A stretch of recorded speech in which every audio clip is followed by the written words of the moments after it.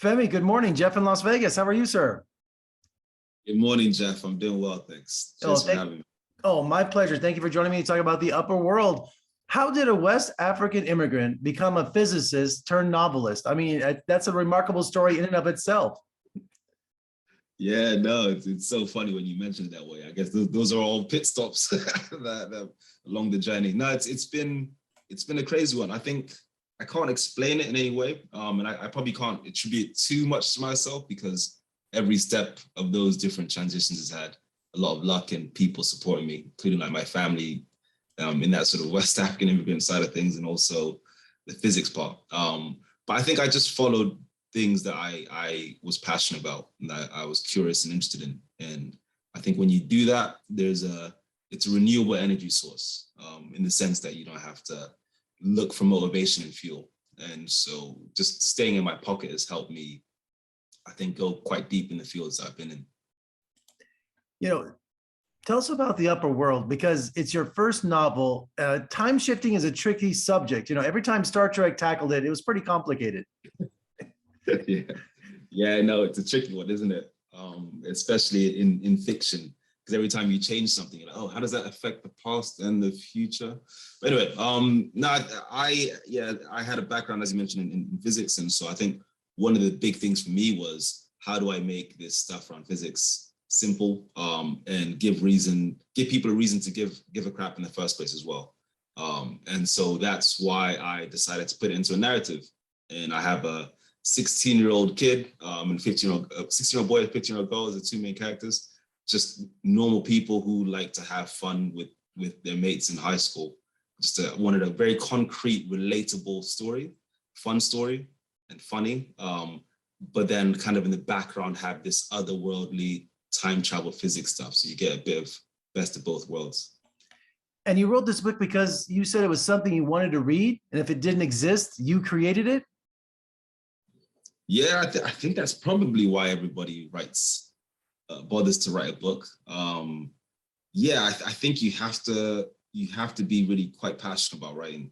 It's a marathon of an exercise. I mean, I see people who run in the London Marathon, the New York, Boston Marathon, and I think they're nuts. But maybe that's probably how people look at someone who takes out a couple of years to write a book. But yeah, for me, it was just giving people a story that they hadn't experienced as well. I would have loved to have had this book when I was a teenager. And I know a lot of adults who read the book and really enjoyed it. I think this genre of young adult, you know, if you think of films like Hunger Games, etc., a lot of adults really appreciate it as well.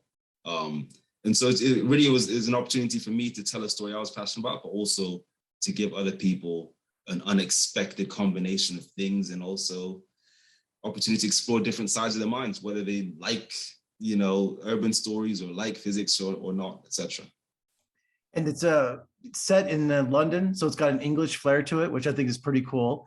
But I understand a school caretaker, he was a tremendous influence in your life. He's kind of steered you into quantum physics. Yeah, you've done your research. I'm appreciating this.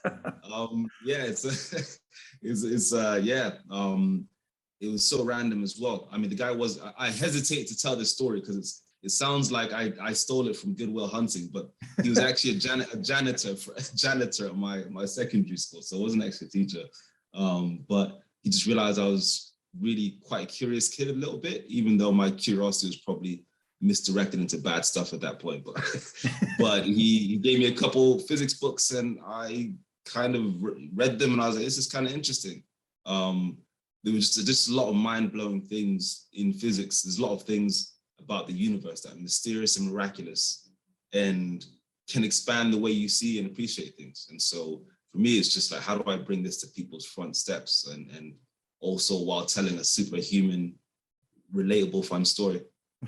Well, I would ask you to explain quantum physics, but it's way too early for that, you know, so plus I got Neil deGrasse Tyson is coming to Las Vegas in a couple months. We'll leave it to him to try to explain it to us. Yeah, that's cool. He knows what he's talking about.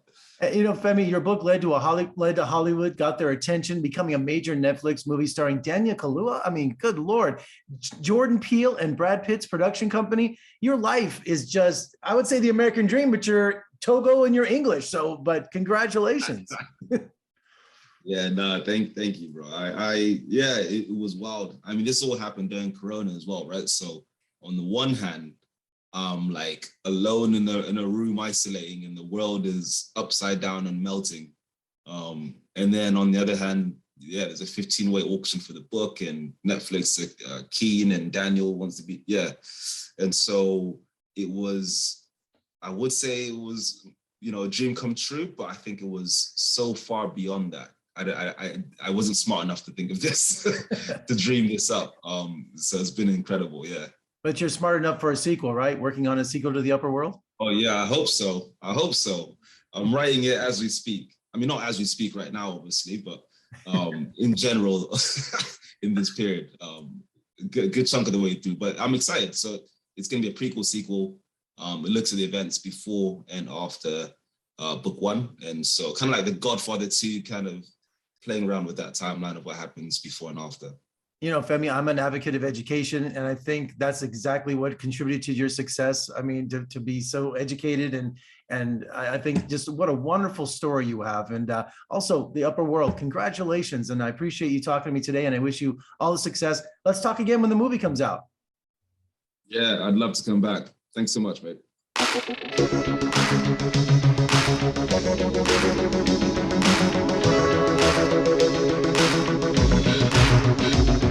Thank you.